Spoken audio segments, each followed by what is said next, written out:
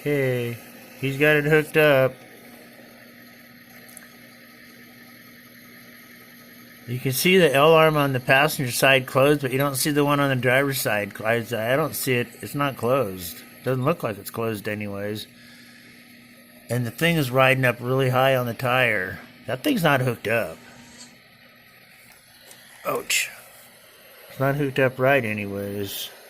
Yep, there you go. Yeah. Everybody thinks they're all badass and cool, not getting out of their tow truck and looking, but if that would have been something different, he would have just been buying. He would have just been buying some parts. But it was just an old truck. It don't. Oh, now he's gonna back away. Oh, yeah. And that system he's got, that looks like some type of something he's added to that truck. I guess he's not going to try to do it. Is he going to tuck his tail and run?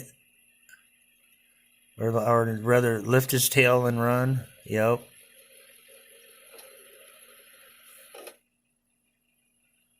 That is a...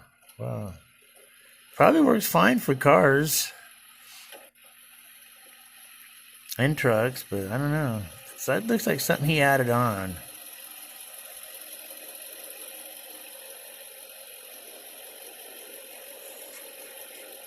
2000 Ford.